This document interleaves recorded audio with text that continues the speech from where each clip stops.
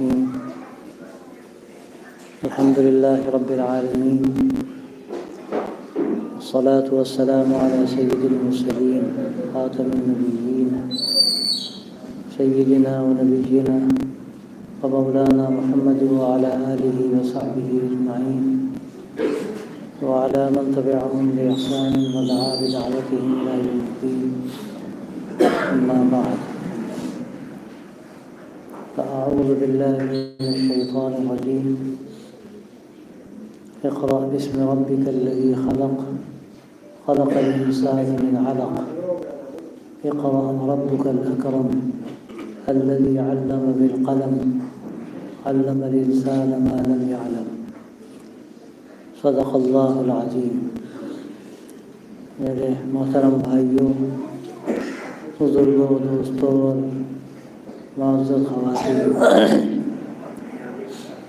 میں بڑی خوشی کا اظہار کرتا ہوں کہ یہاں دوسری مرتبہ میں حاضر ہوا، اور یہ الحمدللہ جو تعلیم کا نظام ہے یہ وقت کی بڑی ضرورت ہے ہمارے نونہالوں کے لیے، بچوں کے لیے اور بچیوں کے لیے۔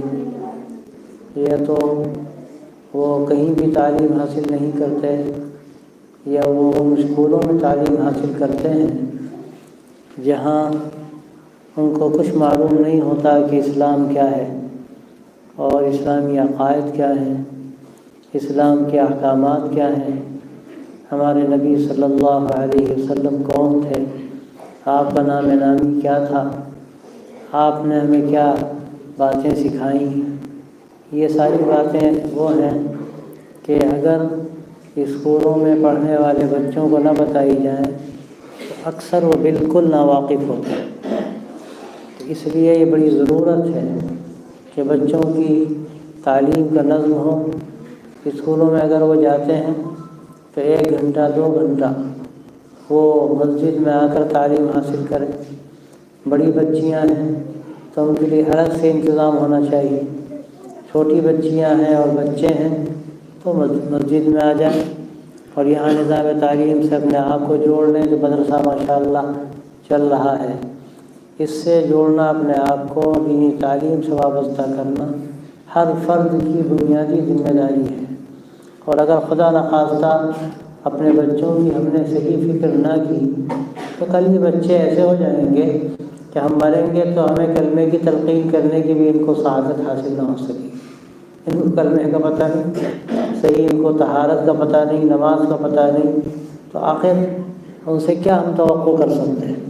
اور ظاہر ہے ہم جو سکھائیں گے وہی وہ سیکھیں گے اور اسی کو سب کچھ سمجھیں گے۔ افسوس کی بات یہ ہے کہ ہمارے بھائیوں کا ذہن بھی کچھ ایسا بن گیا، ہماری مائیں بہنیں بھی کچھ ایسی سوچنے لگی کہ ہمارا بچہ کوئی اچھا ڈاکٹر ہو جائے، انجینئر ہو جائے، IAS ہو جائے، فلاں ہو جائے۔ بہت اچھی بات ہے، ضرور ہو جائے، لیکن وہ پہلے مسلمان تو بن جائے۔ اگر خدا نخواستہ وہ مسلمان نہ بنا اور سب کچھ بن گیا تو یاد رکھیے کہ نہ وہ دنیا میں آپ کے کام آئے گا، نہ مرنے کے بعد وہ آپ کے کام آئے گا۔ ہم نے دیکھا ہے بچہ فارغ ہو گیا، بڑی تعلیم حاصل کر لی، بڑا فخر، ماں باپ چھوڑ کے چلا گیا سوئٹزرلینڈ یا لندن چلا گیا، دبئی چلا گیا۔ اب بوڑھے اماں ابا یہاں، حالت ان کی تباہ، بیٹھے گھر سیف گھر کی حفاظت میں لگے ہیں اور کوئی پرسان حال نہیں۔ تو میں نے دیکھا کہ اکثر دنیا کا بھی نقصان اٹھاتے ہیں وہ لوگ، اور باقی آخرت کا نقصان تو اپنی جگہ پر ہے۔ آپ نے کچھ نہیں سکھایا، وہ دین نہیں جانتا، اور جب دین نہیں جانتا تو ماں باپ کا حق بھی نہیں جانتا، وہ اللہ کو نہیں پہچانتا، اپنے نبی صلی اللہ علیہ وسلم کو نہیں پہچانتا۔ ابھی بات مکالمے میں آئی کہ بھئی مسلمان کا نام رکھ دیا، کیا واقعی مسلمان ہو گیا؟ مسلمان کا نام رکھ دینے سے تنہا مسلمان نہیں ہوتا۔ اب دیکھیے زمانہ جاہلیت میں بہت سے ایسے کافر تھے، مشرک تھے، نام ان کے بڑے اچھے اچھے تھے۔ حارث نام تھا، حارث تو صحابی کا نام بھی تھا، بعد میں ان میں بعض حارث ایسے بھی تھے جو مسلمان ہو گئے، اور ایک آدھ حارث ایسے بھی تھے جو مسلمان نہیں ہوئے۔ ایسی دسیوں نام ہیں کہ آپ کو ملیں گے اس وقت، لیکن کیا مسلمان تھے وہ؟ نام سے مسلمان نہیں ہوتا تنہا، اصل مسلمان ہوتا ہے آدمی اپنے کردار سے، سب سے بڑھ کر اپنے عقیدے سے، اور اس کے بعد پھر اپنے عمل سے، اپنے طرز زندگی سے، اپنے اخلاق و کردار سے پھر آدمی مسلمان ہوتا ہے۔ اگر ان باتوں کی طرف ہمیں توجہ نہیں تو ہم کیا مسلمان ہیں؟ اور یاد رکھیے کہ یہ ہمارے چھوٹے چھوٹے بچے ہیں، ان کی جیسی تربیت ہوگی جو ان کے ذہن و دماغ میں ڈالا جائے گا اور وہی ان کے اندر گھس جائے گا۔ کہتے ہیں گھٹی میں پڑی ہے وہ چیز، کیسے گھٹی میں پڑتی ہے؟ ایک چھوٹا سا بچہ ہے، وہ جو دیکھتا ہے وہ چیز اس کی گھٹی میں پڑ جاتی ہے۔ تو جو بچے اسکولوں میں 3 سال کی عمر میں بھیج دیے گئے، جو پہلے اسکول ہیں یا اور بالکل نرسری ہیں، وہاں میں دیکھتا ہوں کہ 2.5 سال کا بچہ ڈال دیا وہاں، بالکل خیال نہیں ہوتا کہ ہم نے پہلے اسکول میں ڈال دیا۔ وہ پہلے اسکول کس کا ہے؟ وہ کسی کرسچن کا ہے، یا وہ کسی ہمارے برادران کرسچن ہے تو کیا آپ کو اسلام سکھائے گا؟ ہمارا بھائی کوئی ہندو بھائی ہے تو کیا وہ آپ کو قرآن مجید کی تعلیم دے گا، عقیدہ درست کرائے گا؟ کیا سکھائے گا؟ ہو سکتا ہے رامائن سکھائے، یا ابھی ایک ہم نے دیکھا اس میں ویڈیو میں بچی نے سے پوچھا گیا کھانا کھاتی ہو دعا پڑھو، وہ کیا دعا پڑھ رہی ہے؟ وہ رامائن کا پاٹ پڑھ رہی ہے۔ کیوں؟ اس لیے کہ وہی سیکھا اس نے۔ اور یہ میں دیکھ رہا ہوں کہ بچے جو چھوٹے چھوٹے ہیں ان کو ان اسکولوں میں جو سکھایا جاتا ہے وہ ان کے دماغ میں گھس جاتا ہے۔ ایک طرف پردہ بھی ہے، ایک طرف شرک بھی ہے۔ میں نے ابھی صبح ہی کہیں قصہ سنایا، ہاں تمہارے درجے ہی میں تو سنایا، کہ وہ ایک اسکول میں انٹرویو تھا، بڑی بڑی بچیاں آئیں، برقع پوش بچیاں انٹرویو لینے کے لیے ان کو بلایا گیا تھا۔ وہ انٹرویو دینے کے لیے آئیں، جب ان سے پوچھا گیا نام لکھ کر کے بتاؤ، کہ محمد صلی اللہ علیہ وسلم سے پہلے لکھا گیا عیسیٰ، اس سے پہلے لکھا گیا موسیٰ، پوچھا گیا بتاؤ تمہارے نبی ان میں کون ہے؟ آپ اندازہ کر سکتے ہیں کیا جواب دیا اس نے؟ مجھے ڈاؤٹ ہو رہا ہے شاید یسوع ہمارے نبی تھے، یعنی عیسیٰ علیہ السلام کو اپنا نبی سمجھ رہی ہو، اور برقع بھی پہنے ہوئے۔ تو ہم کو پتہ نہیں کہ ہمارے گھر سے کیا چیز نکل رہی ہے۔ یہ تو خدا نخواستہ اگر ایسے ہی رہا، آنکھ کھلے گی تو سب ختم ہو جائے گا۔ تو اس لیے میرے بھائیوں، میں اپنے خاص طور سے ماں بہنوں سے، بچیوں سے کہتا ہوں، ان پر بڑی ذمہ داری ہے۔ بچوں کی تربیت کہاں ہوتی ہے؟ کہتے ہیں کہ ماں کی گود پہلی تربیت گاہ ہے۔ وہاں اگر ان کو نبیوں کے قصے سنائے جائیں، حضرت ابراہیم علیہ السلام کا واقعہ سنا جائے بتوں کے توڑنے کا، تو ان کے ذہن و دماغ میں شرک کی نفرت بیٹھے گی۔ اور اگر آپ ان کو خدا نخواستہ کچھ نہیں بتائیں گے، جو رامائن کے قصے پڑھیں گے، مہابھارت پڑھیں گے، اور کیا جانے کیا کیا پڑھیں گے، تو ان کا کیا ذہن بنے گا؟ اس لیے بڑی ذمہ داری ہے یہ، اور میں مبارکباد دیتا ہوں کہ الحمدللہ یہ دین کی تعلیم کا نظام ہماری سب سے پہلی بنیادی ضرورت ہے۔ یہ چھوٹے بچوں کو، بچیوں کو دین نہیں سکھائیں گے تو سب ختم ہو جائے گا۔ تو بھائیوں، میں درخواست کرتا ہوں کہ اس کی فکر اپنے اندر پیدا کیجئے، اور محلے محلے اور مسجد مسجد اس کی تحریک چلائیے، اس کی کوشش کیجئے کہ کوئی گھر ہمارا ایسا نہ ہو کہ اس کا بچہ چھوٹا ہو یا بچی ہو اور وہ دینی تعلیم حاصل نہ کرے۔ اس لیے کہ اگر یہ نہ ہوا تو سب ختم ہو جائے گا۔ کل اسی کی کوشش ہو رہی۔ اس کے لیے عجیب بات ہے کہ جو لوگ اکثریت میں ہیں، بڑی تعداد میں ہیں، ان کے پاس سارے وسائل ہیں، وہ لگے ہوئے ہیں، وہ آگے بڑھ رہے ہیں، اسکول بھی قائم کر رہے ہیں، اور اپنا نظام تعلیم جاری کر رہے ہیں، اپنے عقائد جاری کر رہے ہیں، اور ایسی تہذیب سکھا رہے ہیں کہ اس کے بعد پھر اسلامی تہذیب کا سے کیا تعلق باقی رہ جائے۔ اور ہمارا حال یہ ہے کہ ہم اقلیت میں، ہم پر تو زیادہ ذمہ داری تھی، لیکن افسوس ہے کہ ہم سو رہے ہیں، ہم غافل ہیں، ہم کو پرواہ ہی نہیں ہوتی۔ تو میں کہتا ہوں اپنی ماں بہنوں سے کہ آپ کوشش کرو، آپ طے کرو کہ کوئی بچہ بچی گھر میں ایسا نہیں رہے گا اس کو دین کی تعلیم نہ دی جائے، اس کو توحید کا عقیدہ نہ سکھایا جائے، اس کو رسالت کا عقیدہ نہ بتایا جائے۔ بنیادی بات ہے ایک اللہ ہے، سب اس کے کرنے سے ہوتا ہے، کوئی کچھ نہیں کر سکتا، وہ تنہا ہے، وحدہ لا شریک ہے، اور اس کے ساتھ کسی کو بھی اگر شریک کیا جائے اس کی قدرت میں، اس کے تصرف میں، اس کے علم میں، تو شرک ہے، یہ شرک ہے۔ توحید کا عقیدہ مضبوط کرایا جائے، پھر عقیدہ رسالت کا مضبوط کرایا جائے کہ حضرت صلی اللہ علیہ وسلم آخری نبی ہیں، اب کوئی نبی نہیں آئے گا، سلسلہ ختم ہو گیا نبیوں کا، اور آپ جو نظام زندگی لے کر آئے جس کو شریعت کہتے ہیں، یہ آخری شریعت ہے، اب کوئی شریعت نہیں آئے گی، کوئی نیا نظام نہیں آئے گا۔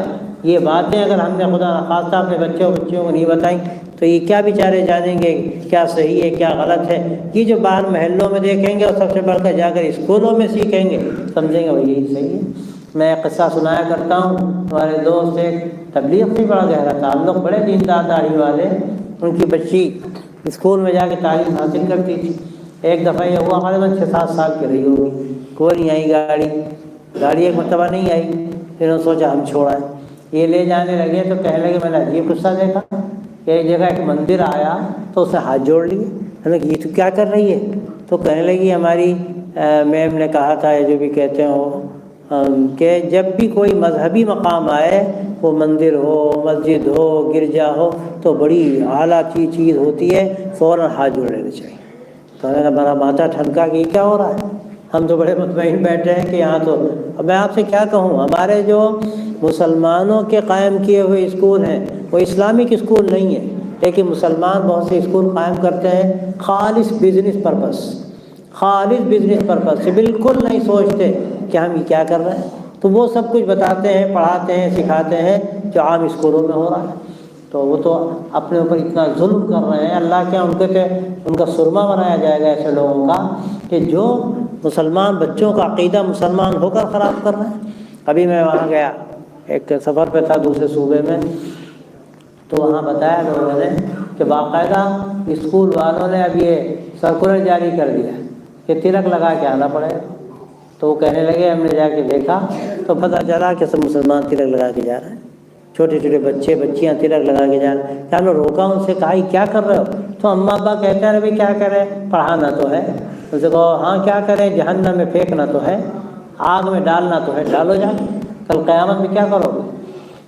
تو ہمارے بچے کو کوئی دوسرا آگ میں ڈالے تمہاری چیخ نکل جائے، اور تم اپنے ہاتھ سے لے جا کر آگ میں ڈال رہے ہو، یہ سمجھ میں نہیں آ رہی بات، کہاں لے جا رہے ہو، کیا کرو گے اس کے بعد؟ کل قیامت میں فریاد کریں گے، یا اللہ یہی ہیں جنہوں نے ہمیں گمراہ کیا، ان کو دوہرا عذاب دے۔ اللہ کہے گا تمہیں بھی دوہرا عذاب، ان کو بھی دوہرا عذاب۔ تو بھائیوں، اس دن سے ہمیں ڈرنے کی ضرورت ہے، اللہ کے یہاں حاضر ہونا ہے۔ کیا کوئی انکار کرتا ہے اس سے کہ اس کو موت نہیں آئے گی؟ موت تو سب کو آئے گی، دیکھتے ہیں بچہ ہو، جوان ہو، بوڑھا ہو، کوئی شرط ہے کیا کب مرے گا؟ کوئی ضمانت دے کر آیا اللہ کے یہاں، لکھوا کے لایا کہ 100 سال کی عمر ہوگی؟ کون جانتا ہے؟ جو بیٹھا ہے صبح رہے گا نہیں رہے گا کچھ پتہ نہیں، ہم رہیں گے نہیں رہیں گے، ہم کو نہیں معلوم۔ اس کے بعد بھی فکر نہ ہو کہ مرنے کے بعد کیا ہوگا، مرنے کے بعد کیا ہوگا، اور اس کے بعد بھی یہ فکر نہ ہو کہ ہماری یہ نسل ہے یہ کہاں جائے گی۔ تو بھائیو، یہ علم دین کا بنیاد ہے۔ اقرأ بسم ربک الذی خلق، پڑھنا تو پڑھنے کا حکم ہے، پڑھیے، خوب پڑھیے، خوب پڑھیے، اور قلم کا تذکرہ ہے کہ لکھیے اور خوب سیکھیے لکھنا، لیکن بسم ربک، اللہ کے نام کے ساتھ۔ اللہ کے نام کے سائے میں جو تعلیم ہوگی وہ باعث برکت ہوگی، اس سے انسانیت پھیلے گی، پھولے گی، اور آدمی اپنی رائے سے چڑھے گا تو انسانیت کو بربادی کے گڑھے میں لے جا کے گرائے گا، تو اسلام تو ختم ہو جائے گا۔ تو علم بابرکت ہے، لیکن شرط ہے اللہ کے نام کے سائے کے ساتھ۔ تو بھائیو دوستو، یہ بڑا مبارک عمل ہے، اور یہ علم ہی تو ہمیں صحیح راستے پہ لاتا ہے، یہی تو ہمارے اخلاق کو صحیح کرتا ہے، ہمارے اندر صحیح کردار پیدا کرتا ہے، ہمارے اندر بلندی پیدا کرتا ہے، یہی تو ہم کو انسانیت سکھاتا ہے۔ ورنہ کیا ہوتا ہے، کوئی مار رہا ہے، کوئی مار کھا رہا ہے، کوئی کسی کو دھوکہ دے رہا ہے، کوئی جھوٹ بول رہا ہے، اور کوئی کسی کو ستا رہا ہے، کوئی مقدمہ کر رہا ہے۔ ایسی خرافات اس وقت چل رہی ہیں، اس کی جہالت، اور علم ہے تو وہ علم راستے سے ہٹ گیا، اللہ کے نام کے ساتھ نہیں۔ تو اس لیے ہمیں اپنے اخلاق کو بھی بلند کرنا ہے، اچھی زندگی اختیار کرنی ہے جس سے اللہ راضی ہو، اور جس کو دیکھ کر لوگ اسلام کے بارے میں اچھا تصور قائم کریں، ہماری زندگی ایسی ہو کہ اس کو لوگ دیکھیں تو سمجھیں کہ یہ اسلام ہے، یہ ایسا آدمی دیکھ کے مزہ آ جاتا ہے، کسی کو دھوکہ نہیں دیتا، کسی کے ساتھ غلط کام نہیں کرتا، کسی کو ستاتا نہیں، کسی کو پریشان نہیں کرتا، غلط نگاہ نہیں اٹھاتا۔ یہ صحیح زندگی ہے کہ مسلمان کی حیثیت سے وہ زندگی ہم کو نظر آتی ہے۔ ہماری مائیں بہنیں طے کر لیں، ہمیں اپنے گھروں کو بھی صاف رکھنا ہے، اپنے دلوں کو بھی صاف رکھنا ہے، اپنے دماغوں کو بھی صاف رکھنا ہے، اور یہ نہیں کرنا گھر کا کوڑا صاف کر کے گلی میں ڈال دیا، اب جو گزر رہا اس کو تکلیف ہو رہی، گناہ ہوگا نہیں ہوگا؟ حدیث میں آتا ہے اماطۃ الاذی عن الطریق صدقہ، راستے سے تکلیف دہ چیز کو ہٹا دینا صدقہ ہے، اور راستے میں تکلیف دہ چیز کو ڈال دینا یہ گناہ کی بات ہے، یہ گناہ کی بات۔ ہمیں اکثر یہ غلطی ہوتی ہے، گھر کا کوڑا صاف کیا گلی میں ڈال دیا، میرے بھائی یہ گناہ کی بات ہے۔ ہمیں ایسے اخلاق اختیار کرنے چاہیے کہ اسلام کی صحیح تصویر عام لوگوں کے سامنے اس کے ذریعے سے جائے۔ لیکن یہ جب ہوگا کہ جب ہم صحیح تعلیم لیں گے، ہم اسلام کے بارے میں جانیں گے، اسلام کی تعلیمات اپنے کو بھی روشناس کرائیں گے اور اپنے بچوں کو بھی دین کی تعلیم، اسلام کی تعلیم دیں گے، پھر آپ دیکھیں گے انشاءاللہ اس کے کیسے اچھے نتائج نکلتے ہیں۔ میں سمجھتا ہوں کہ آپ کا عمل بڑا مبارک و مفید ہے، میں پہلے بھی حاضر ہوا، اب بھی حاضر ہوا۔ اللہ تعالیٰ آپ کے اس کام میں برکت دے، اس مدرسے میں اللہ ترقی دے۔ آپ انشاءاللہ بہت مفید باتیں بھی سنیں گے۔ میں تو بس چند باتیں کہتا ہوں کہ بھائی ہمیں اپنے دین کے علم کو بھی محفوظ رکھنا ہے، اور اسلام کی تعلیم اور اسلام کی جو زندگی ہے جو پسندیدہ ہے اللہ کو، اللہ کے نبی صلی اللہ علیہ وسلم، اس کو بھی باقی رکھنا ہے، اس کو محفوظ رکھنا ہے، اور وہ باقی رکھی جا سکے گی باقی رکھنے سے۔ ہم باقی نہ رکھیں تو کیسے باقی رہے گی؟ ختم ہو جائے گی۔ اور ہم محنت کریں گے، کوشش کریں گے تو انشاءاللہ باقی رہے گی۔ اس کے لیے آپ نیت کریں، ہماری مائیں بہنیں نیت کریں کہ انشاءاللہ ہمیں اپنے گھروں کو اچھا بنانا ہے، صاف ستھرا بنانا ہے، پاکیزگی کا اہتمام کرنا، نمازوں کا اہتمام کرنا، اپنے بچوں کو نماز کا پابند بنانا۔ حدیث میں آتا ہے کہ بچہ 7 سال کا ہو جائے، بچی 7 سال کی ہو جائے، اس کو نماز کا حکم دو، اور 10 سال کا ہو جائے پھر نماز نہ پڑھے، تنبیہ کرو۔ یہ کیوں کہا گیا؟ اس لیے تاکہ عادت پڑے۔ ہم تو کہتے ہیں ابھی بچہ ہے، سو رہا ہے، سونے دو، کیا نتیجہ نکلے گا؟ عادت خراب ہو جائے گی۔ ہمارے حضرت مولانا علی میاں صاحب کی والدہ کا حال یہ تھا، مولانا 7 سال کے ہو گئے تو جب تک وہ نماز نہیں پڑھا لیتی تھی ان کو چین نہیں آتا تھا۔ وہ زمانہ دیہات کا، مغرب ہو گئی، رات ہو گئی، کھانا کھا لیا مغرب سے پہلے، لوگ سو گئے، اب وہ بھی سو جاتے تھے کبھی۔ اب وہ عشاء کا وقت ہوا تو مولانا کی والدہ اٹھاتی تھی، اٹھا کے نماز پڑھو، اس کے بعد سو۔ لوگ کہتے ہیں ابھی 7 سال کا بچہ بھی نابالغ ہے، نابالغ ہے، ابھی تو اگر اس کی تربیت نہیں ہوگی تو بعد میں کیا کرے گا؟